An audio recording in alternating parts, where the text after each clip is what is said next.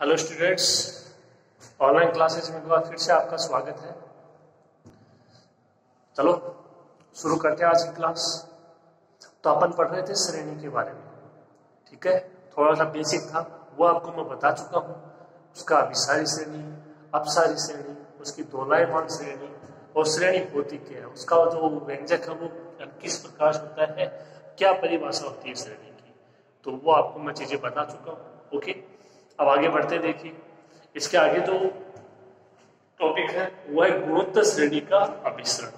यानी जो एक गुणोत्तर श्रेणी यदि आपको दी जाए उसको पहचानना होगा आपको कि ये गुणोत्तर श्रेणी है तो किस प्रकार है, इसका रूप किस प्रकार से होगा, और अभिसरण का क्या मतलब है कि वो अभिसारी कब होगी और वो अपसारी कब होगी। ओके, तो देखिए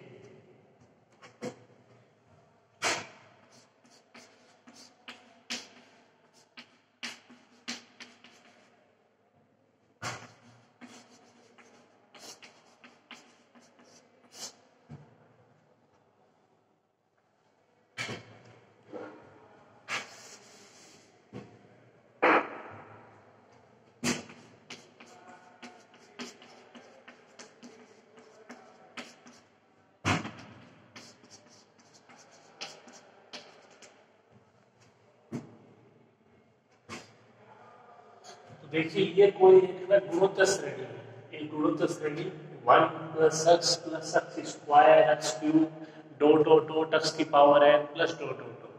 तो ये एक गुणोत्तर श्रेणी है एक का जिसका सार अनुपात क्या है, x। एक को आप x से मल्टीप्लाई करोगे आगे वाला पद आ जाएगा, आप x को x से मल्टीप्लाई कराओगे आगे वाला पद आ जाएगा, x स्क्वायर को x से मल्टीप्लाई कराओगे आगे वाला पद आ जाएगा। तो ये एक गुणोत्तर श्रेणी का रूप पहले भी आपके आगे आ चुका है, आपको पता होना चाहिए। इसका सार अनुपात क्या है, x है।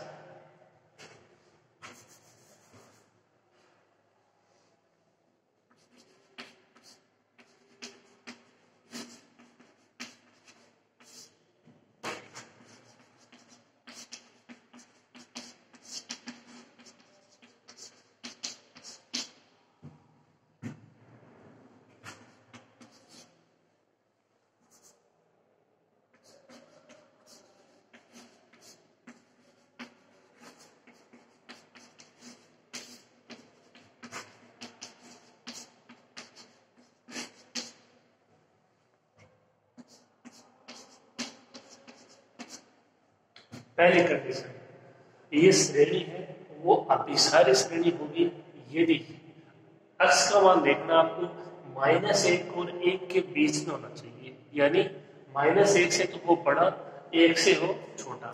तो जो दी गई श्रेणी है वो एक अभिसारी श्रेणी होगी।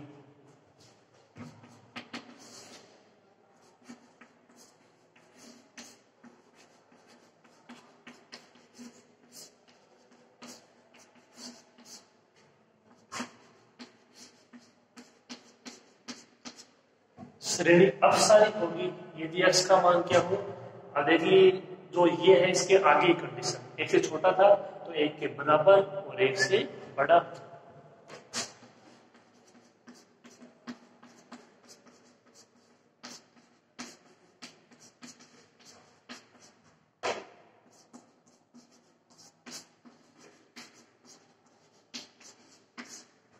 जहां x क्या है गुणोत्तर श्रेणी का सार हुआ है अनुपात। तो आपको सिंपल सी चीज देखो ये देखनी है, पहले तो जो दी गई श्रेणी उसको पहचानना है कि क्या वो गुणोत्तर श्रेणी है, ठीक है। उसके बाद में पहचान लेते हो तो आप उसके सार व अनुपात का मान आपको ज्ञात करना होगा, याद कर लोगे। बस वो सार व अनुपात उसका मान देखना है। वो मान यदि -1 से बड़ा है, 1 से छोटा है, ठीक है, तब तो श्रेणी अभिसारी श्रेणी हो जाएगी। यदि उस सार अनुपात का मान 1 के बराबर है या 1 से बड़ा है तो श्रेणी क्या हो जाएगी, अपसारी श्रेणी हो जाएगी, ठीक है। ये कंडीशन केवल ये आपको याद रखनी है, श्रेणी पहचानना है, सार अनुपात का मान याद करना है और देख लो कौन सी कंडीशन सेटिस्फाई हो रही है, ठीक है। तो ये कंडीशन है गुणोत्तर श्रेणी के अभिसरण की। नोट कर लीजिए, इंपॉर्टेंट कंडीशन है।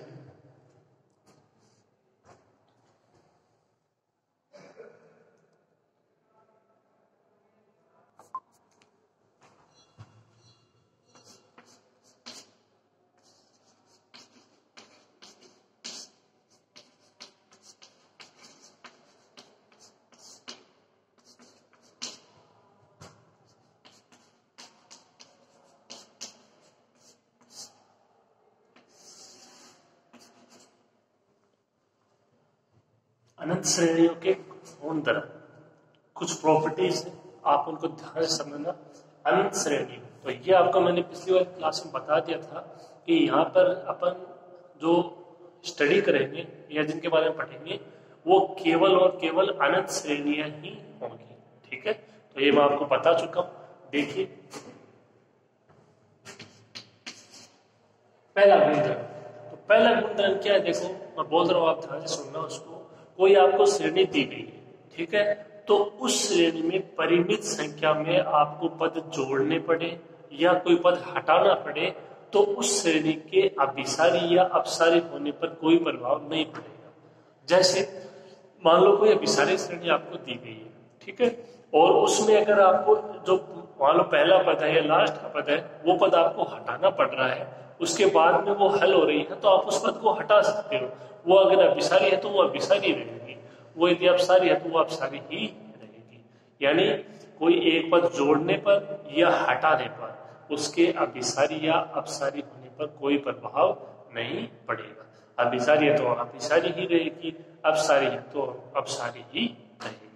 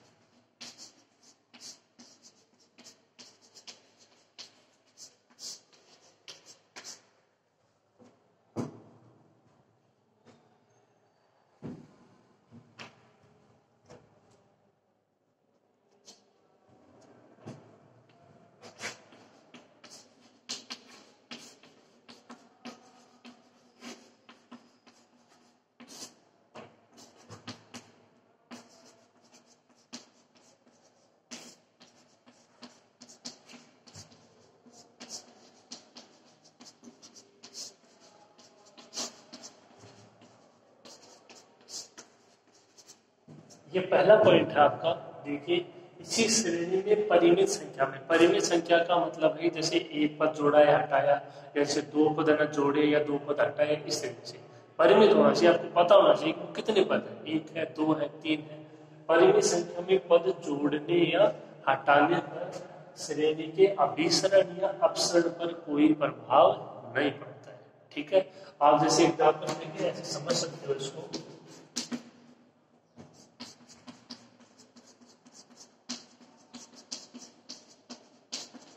ये ऐसे कोई श्रेणी है, एक प्लस एक बटे दो प्लस एक बटे दो का स्क्वायर प्लस एक बटे दो की क्यूब आगे एक बटे दो की पावर 4, तो ये सारे पद समान है, बस ये एक पद अलग आ रहा है इसमें। ठीक है, तो अगर आप इसको हटा दो, पहला पद एक बटे दो है, फिर एक बटे दो का स्क्वायर, एक बटे दो क्यूब है, तो गुणोत्तर श्रेणी हो जाएगी, एक बटा दो इसका सारा अनुपात हो जाएगा। लेकिन इसमें पहला पद है वो आपको हटाना पड़ेगा, तो अगर आप इसको हटा देते हो तो भी इस श्रेणी के अभिसरण या अपसरण पर कोई प्रभाव नहीं पड़ेगा। यदि अभिसारी है तो अभिसारी रहेगी, अपसारी है तो अपसारी ही रहेगी। ये पॉइंट इंपॉर्टेंट है क्योंकि अपन इनको एग्जाम्पल में काम में लेंगे। ओके, तो अपन यहाँ से कोई भी एक पद हटा सकते हैं या जोड़ सकते हैं। ये पहला पॉइंट समझ में आ गया होगा। आगे देखिए नेक्स्ट।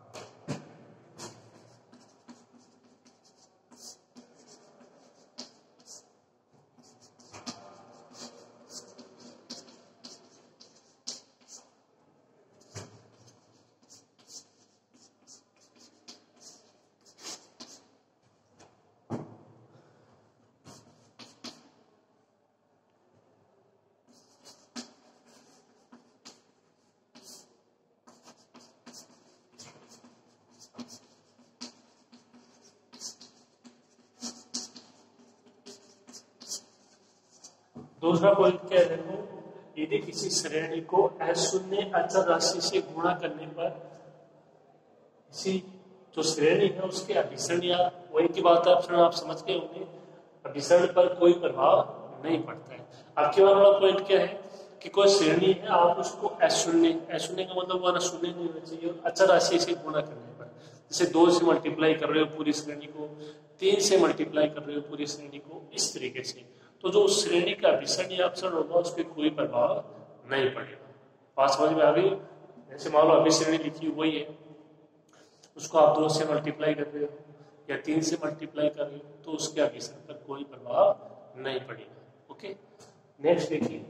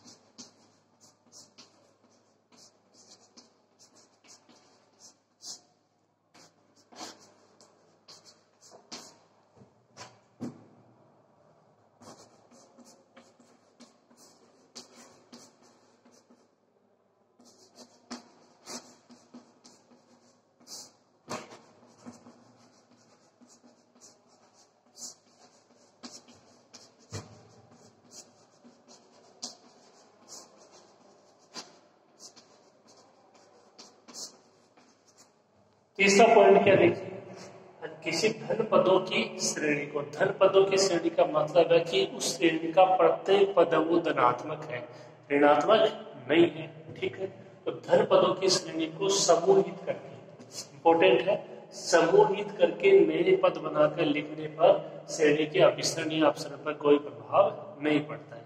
इसका क्या मतलब है, देखिए आपके पास ऐसे मान लो ये कोई श्रेणी है,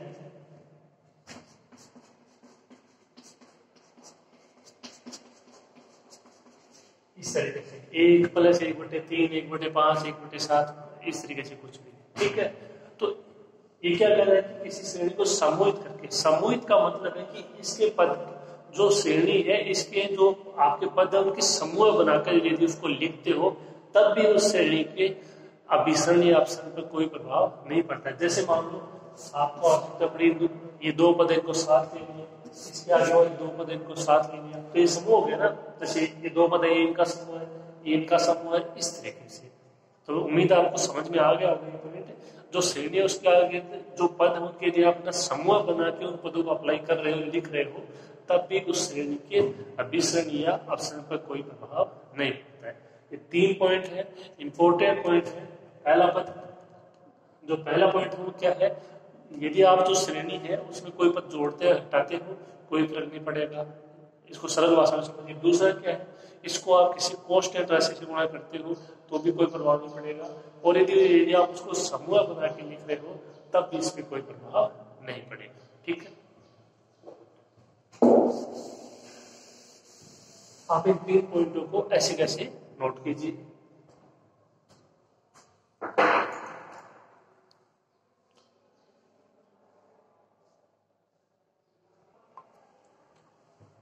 देखिए 3 पॉइंट आपने यहाँ पे लिख लिए इंपॉर्टेंट, एक पॉइंट और है उसको देख लीजिए, वो इतना इंपॉर्टेंट नहीं है, जो इंपॉर्टेंट है वो तीनों आपको मैंने लिखवा दी है। ठीक है, तो इसके आगे नेक्स्ट है वो एक पॉइंट और है, उसको देख लीजिए आप।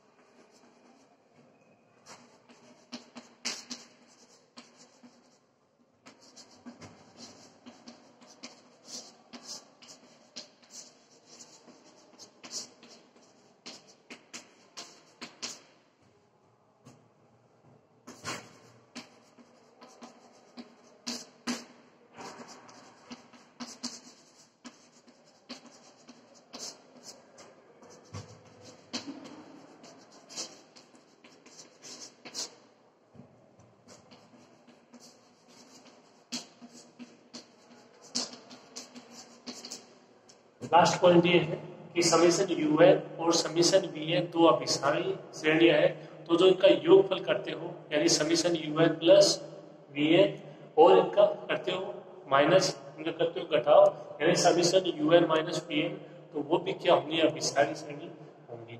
यानी दो अभिसारी श्रेणियां हैं, सिंपल रूप में इतना याद रखिए, दो अभिसारी श्रेणियां हैं तो उनका योगफल करो चाहे उनको घटा दो, वो अभिसारी श्रेणियां ही रहेंगी। ठीक है, आप इसको और नोट कर लीजिए, फिर अपन आगे बढ़ते हैं।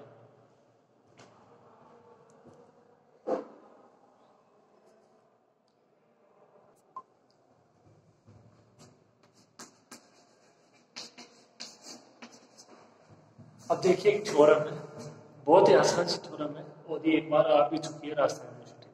ठीक है, देखिए क्या दिया गया है, यदि श्रेणी समीशन UN, ठीक है, अभिसारी है, तब आपको प्रूव करना है लिमिट UN बराबर 0। लिमिट UN का मतलब है limit n tends to infinity UN बराबर 0। ये समझना होगा यदि आपको लिखा और न मिले तो भी। दिया क्या गया है, जो श्रेणी समीशन UN है वो अभिसारी है, तो अभिसारी श्रेणी है उसकी परिभाषा आपको मैंने बताई थी कि उसके जो n पदों का योगफल है उस पर लिमिट अप्लाई करते हो तो यदि उसका मान परिमित आता है तो वो अभिसारी श्रेणी। अब देखिए मैंने परिभाषा में लिखवाया वहां पे limit n tends to infinity Sn is equal to L, जहाँ पे L कोई परिमित राशि, L यदि परिमित राशि में है तो वो अभिसारी श्रेणी, और यदि किन्हीं दो मानों के बीच में उसका मान आया तो वो दो नए मान श्रेणी। तो ये कह रहा है कि अभिसारी श्रेणी है, इसका मतलब ये श्रेणी समीशन UN जो कि अनंत पदों की एक श्रेणी है, इसके n पदों का जो योगफल है उस पर लिमिट अप्लाई करते हो तो उसका मान कोई परिमित राशि है। अब ये इसके परिभाषा से आपको मालूम होना चाहिए तभी ये थ्योरम हो पाएगी। अगर उतना पता है तो ये बहुत ही आसान सी थ्योरम। देखिए शुरू करते हैं।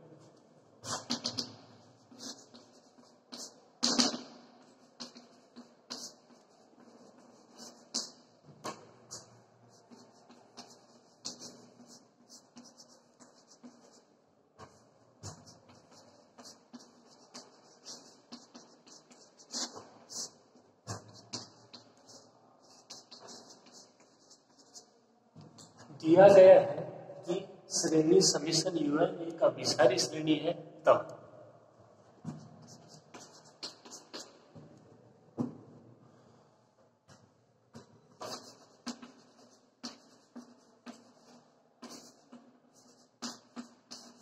Limit n tends to infinity Sn बराबर n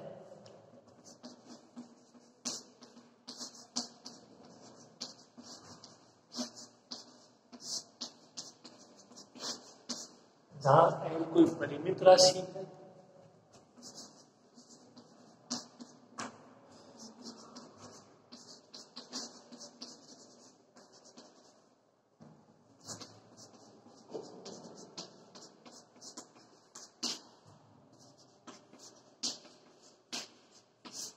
ये बात मैं आपको बता चुका हूं, लेकिन मैंने यहाँ पे दोबारा लिख दिया, इसको आप में कोई दिक्कत नहीं होनी चाहिए।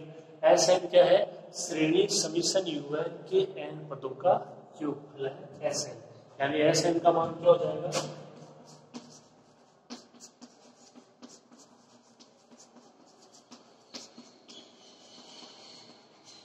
U1 plus U2 plus U3 plus dot dot UN, केवल n पदों तक का जो योगफल है उसका नाम क्या है Sn। ठीक है, ये बात मैं आपको वहां पे बता चुका हूँ, यहाँ पे मैंने इसको दोबारा डिफाइन कर दिया। तो सारी ये इसकी परिभाषा थी अभिसारी श्रेणी की, वेरी वेरी इंपॉर्टेंट है ये आपको पता होना चाहिए। अगर इतना मैटर आप याद नहीं है, क्लियर नहीं है, तो फिर ये थ्योरम असंभव हो जाए। ठीक है, आसान आसान चीजें परिभाषा याद रखिए, थ्योरम है वो एग्जाम्पल अपने आप ही हो जाए। ठीक है, आगे देखिए, इसको दे दीजिएगा समीकरण 1।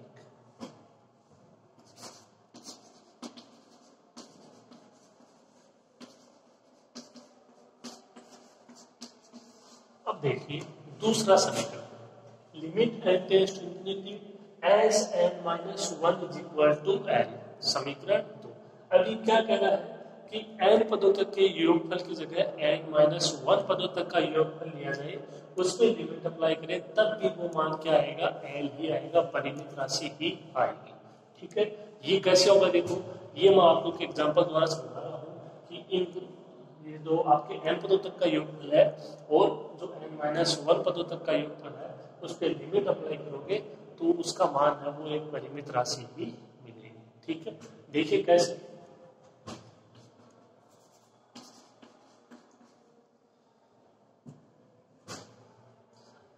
एस एन का मान ये अपने पास u1 u2 u3, ये पहला पद, ठीक है।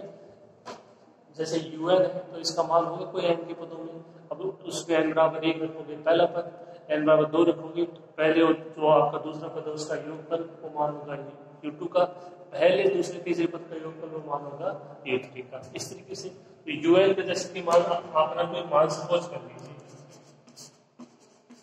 n/n+1, इस तरीके से। अब इसमें n बराबर 1 होगा, ये पहला पद आ जाएगा, n बराबर रखोगे 2 तो पहले और जो दूसरा पद का योगफल होगा वो आ जाएगा, इस तरीके से, ठीक है। तो ये Sn का कोई भी मान आप सपोज कर लीजिए, उसको आपको एक श्रेणी मिल जाए, पहला पद, दूसरा पद, तीसरा पद, इस तरीके से, ठीक है। अब आपको इससे ज्ञात करना है Sn-1, यानी n की जगह रिप्लेस करना है n-1, क्या हो जाएगा देखो यहाँ पे n-1 n-1 प्लस 1, n की जगह रिप्लेस कर दिया n-1, क्या बचा n-1/n, ये Sn का मान, ये Sn-1 का मान, इन पे दोनों पे लिमिट अप्लाई करते हैं।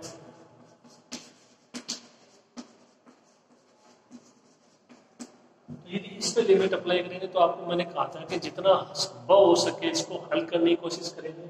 देखो यहाँ से n को हटाने की कोशिश करते हैं, तो n को यहाँ से लेते हैं कॉमन,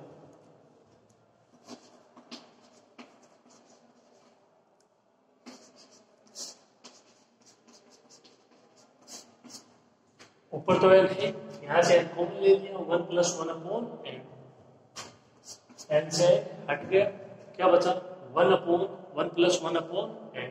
अब इस पे लिमिट अप्लाई करते हैं, इसका मान क्या प्राप्त होगा, ऊपर तो रहेगा 1/1 प्लस ये हो जाएगा, देखो 1/∞, 0, 1/1 + 0, 1/1, 1। तो limit n tends to infinity, Sn का मान कितना आया, 1 आया, ठीक है। अब इस पे लिमिट अप्लाई करते हैं, देखो इसको भी हल करना पड़ेगा अपने को, तो इसको हल करने की कोशिश कीजिए। n में n का भाग दोगे 1 हो जाएगा, 1 में n का भाग दोगे 1/n, इस पे लिमिट अप्लाई करते हैं।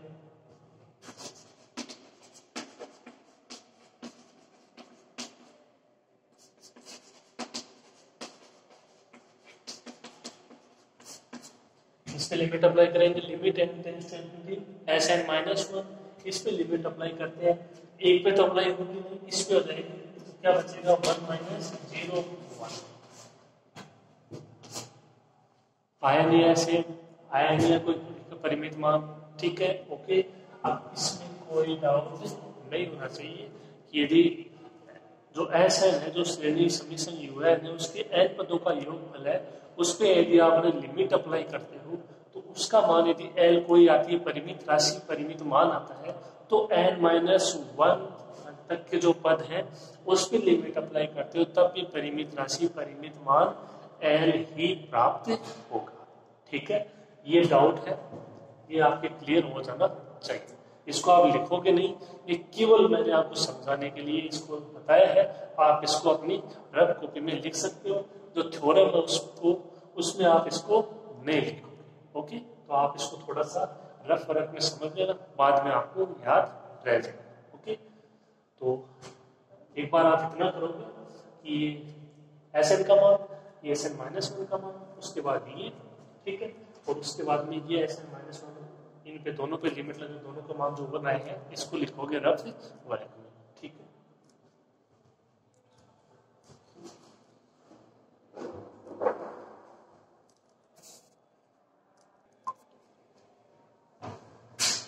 तो वो आपने लिख लिया होगा, देखो, ठीक है, रफ वर्ग में। अब देखिए आगे, limit n tends to infinity Sn का मान l, n कोई परिमित राशि है, और limit n tends to infinity Sn-1 का मान l, ठीक है। ये यहां तक हो जाएगा। अब देखिए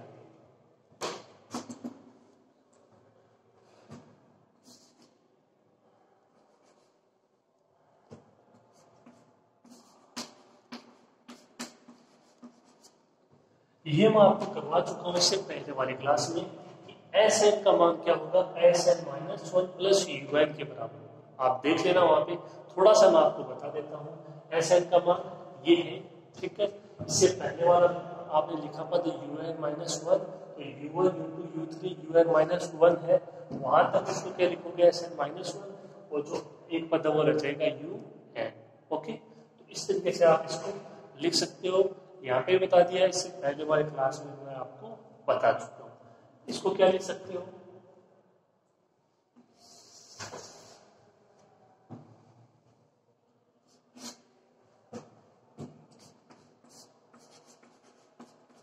मान देखिए किसका याद करना है, limit n tends to infinity un का मान याद करना है।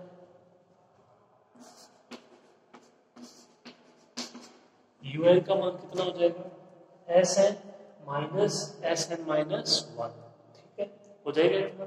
ये un का मान, इस पर लिमिट अप्लाई कर देते हैं।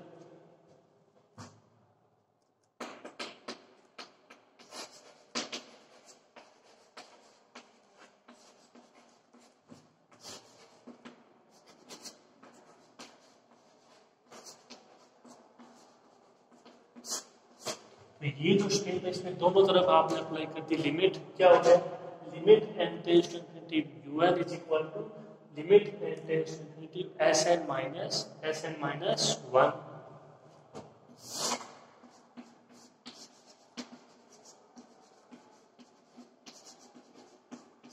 Limit n tends to infinity un का मान कितना हो जाएगा, इनके अलग अलग लिमिट अप्लाई कर दीजिए।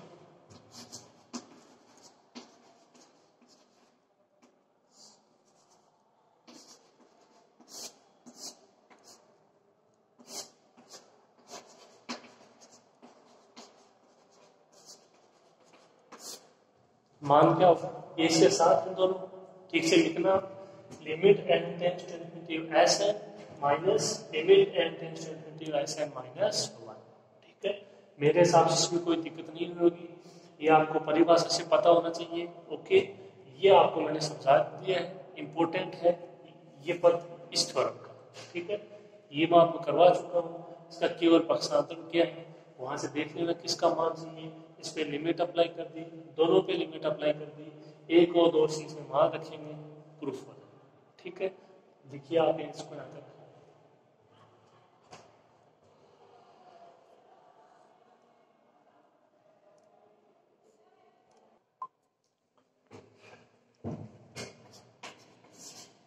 इसको दे दीजिएगा समीकरण 3।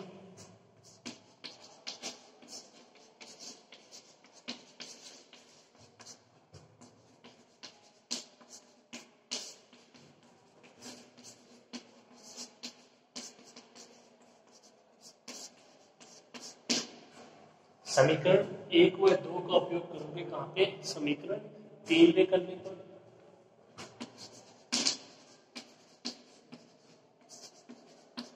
Limit n tends to infinity un का मान, इसका मान l, इसका मान भी l माइनस l कितना हो जाएगा 0। मान क्या है,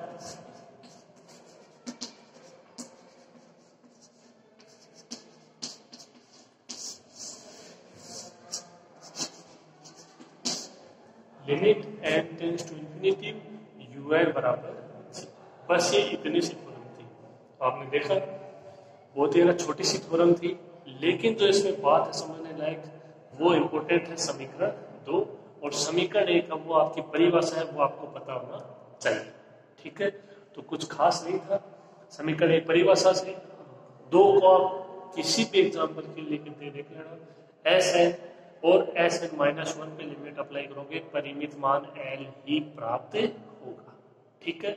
ये थ्योरम थी, उम्मीद है आपको अच्छी समझ में आई होगी। तो अब तक इसके जितने भी क्लास हुई हैं उनमें से ये एक क्वेश्चन है वो एग्जाम्पल में आया हुआ है, और जो आपका है वो है बेसिक, वो सबसे इम्पोर्टेंट है, क्योंकि उसके बगैर ना तो थ्योरम हो पाएंगी ना ही एग्जाम्पल और क्वेश्चन हो पाएंगे। एक बार फिर मैं कह रहा हूँ, जो आपको पढ़ाया है चाहे वो परिभाषा हो, चाहे वो आज आपको पढ़ाए हैं अनंत श्रेणियों के गुणधर्म हो, प्रत्येक चीज आपके माइंड में अच्छे से बैठनी चाहिए, ठीक है। उसका मतलब आपको पता होना चाहिए, सारी चीजें आपकी क्लियर होनी चाहिए, तभी जो अपन स्टेप लिखेंगे चाहे वो थ्योरम में हो चाहे कहीं हो, वो आपकी क्लियर हो पाएंगे। ओके, मेरे हिसाब से आज की क्लास में अच्छे समझ में आया होगा, कोई दिक्कत नहीं हुई होगी। ओके, इतने क्वेश्चन है भी नहीं है, बड़े क्वेश्चन सिंपल सिंपल क्वेश्चन है, बस प्रॉपर्टीज याद रखिए, बाकी का काम हो जाएगा। ठीक है, आज की क्लास में इतना ही, और नेक्स्ट क्लास में धन्यवाद।